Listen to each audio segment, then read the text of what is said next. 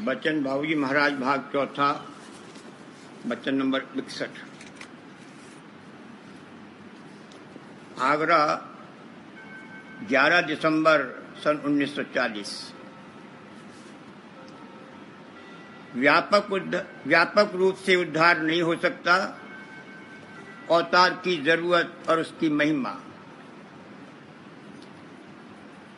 एक रचना करने वाली धार है और दूसरी उद्धारकर्ता धार है।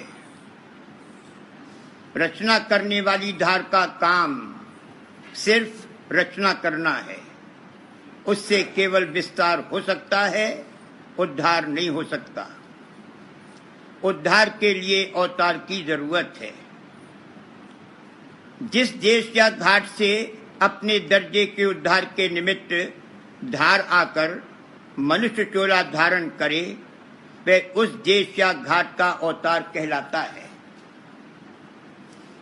धार आवे और चली जावे, इससे उद्धार नहीं हो सकता। वो आकर ठेका ले और ठहरे, तब ये काम हो सकता है। और उसके लिए देह में आकर बैठना लाजमी और जरूरी है। बिना देह धारण किए हुए न वो ठेका ले सकती है और न ठहर सकती है। हर जगह 3-3 चक्रों में कार्रवाई होती है। मनुष्य चोले में कार्रवाई करने के 3 चक्र खुले हुए हैं और बाकी के जितने चक्र, कमल और पद्म हैं, वे इस तौर से बने हुए हैं कि जगाए जा सकते हैं।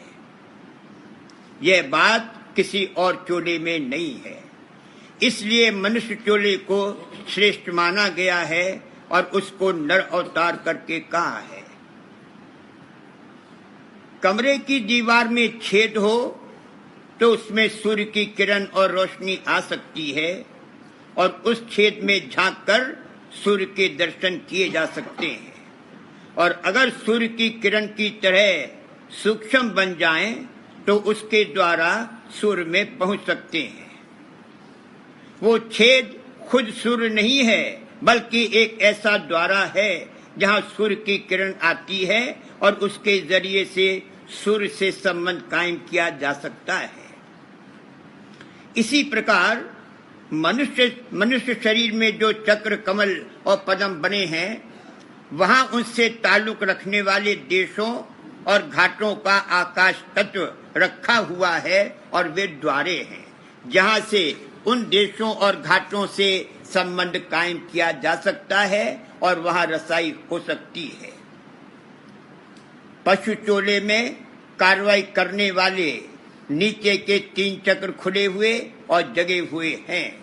बाकी के चक्र, कमल और पद्म न तो साफ साफ और अलग अलग बने हुए हैं और न वे खोले और जगाए जा सकते हैं।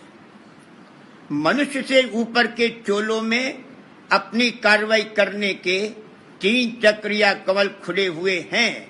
नीचे के चक्र बने नहीं हैं और ऊपर के कमल और पद्म बने हैं, मगर वे खोले नहीं जा सकते। मनुष्य चोले में अगर कंठ चक्र की शक्ति जाग जाए तो इस सूर्य में पहुंच सकते हैं। अगर छठे चक्र पर जाग जाए तो इस सूर्य के ऊपर जो चंद्र है उसमें पहुंच सकते हैं। और जितने चोले हैं वे सब फल भोगने के हैं। मनुष्य चोला ही सिर्फ ऐसा है जहां बोया जा सकता है और कमाई की जा सकती है। ब्रह्मांड में जो सत्य देश की सुरतें वास कर रही हैं, उनको भी जब ऊपर जाने की अभिलाषा होगी, तब मनुष्य चोले में आवेंगी और करनी व अभ्यास करके सत्य देश में जाने के काबिल होंगी। पशु चोले में परलोक का सवाल ही नहीं उठता। पशु आगे के लिए भी बंदोबस्त करता है, मगर सिर्फ उसी रूप और देह के संबंध में। परलोक का पहल सवाल मनुष्य चोले में आकर पैदा होता है। इसलिए मनुष्य चोले की महिमा है।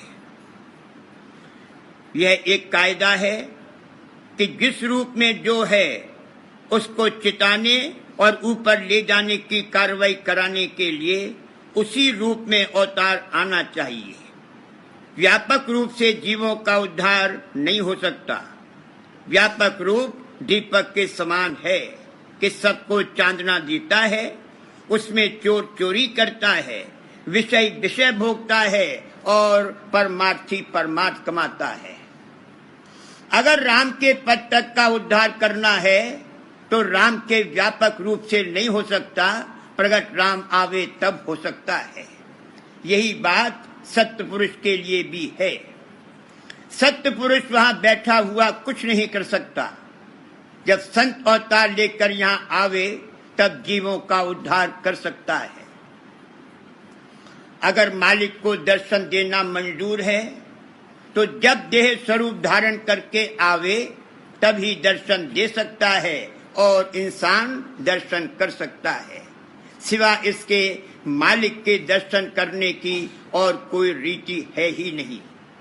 भक्तमाल में भक्तों की कथाओं में वर्णन आया है कि किसी भक्त को मालिक ने घोड़े पर बैठे हुए सवार के रूप में दर्शन दिए।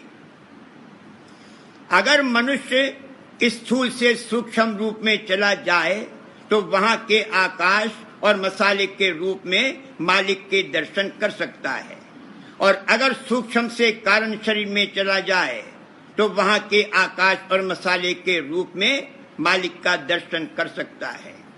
अगर और ऊपर चला जाए तो वहां के आकाश और मसाले के रूप में मालिक का दर्शन करेगा। कहने का मतलब ये है कि जो रूप इसका है उसी रूप में मालिक के दर्शन हो सकते हैं और उसी रूप में मालिक उपदेश दे सकता है और अधिकारी जीव ग्रहण कर सकते हैं। दूसरी ये भी बात है कि गायब और व्यापक रूप का ध्यान और उपासना नहीं की जा सकती। हम जो देहधारी हैं, देहधारी ही का ध्यान कर सकते हैं। अवतार आने का यही महत्व है कि जो कार्रवाई उद्धार की व्यापक रूप से नहीं हो सकती वो अवतार आने से हो सकती है। जो अधिकारी जीव हैं वे उनके उपदेश को ग्रहण करके बुरे काम को छोड़ते जावेंगे और अच्छे काम करने लगेंगे। ये दावा नहीं किया जा सकता कि संत अवतार आने से यहाँ की सब बुराइयां जाती रहेंगी। यह देश बुराई और भलाई की मिलौनी का है।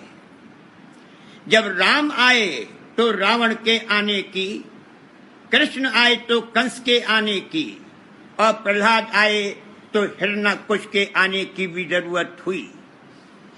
जिस धनी ने राम अवतार लिया उसी की कला रावण था। रावण को भक्त भी कहते हैं। अगर यहाँ से सब बुराइयां निकल जाएं तो ये देश सिमट कर ऊपर के देश में लय हो जाएगा, कायम नहीं रहेगा। जो अधिकारी जीव हैं वो संतों के उपदेश को हित और चित्त से सुनेंगे और उन्हीं का पूर्ण उद्धार होगा। बाकी सब उनकी मुखालिफत करेंगे। उनके कर्म ही ऐसे हैं। वह और बात है जो कही गई है कि संतों के केवल पधारने मात्र से एक एक दर्जा सारी रचना का चढ़ गया। जिसको पूर्ण उद्धार कहते हैं वह तो उन्हीं अधिकारी जीवों को प्राप्त होगा जो संतों के उपदेश को हित और चित्त से ग्रहण करेंगे। दुनियादारों की तरफ से जो मुखालिफत होती है वह तो होती ही है, मगर संत मत में आकर भी ऐसे जीव हैं जो संत मत के जारी होने में मुखिल होते हैं।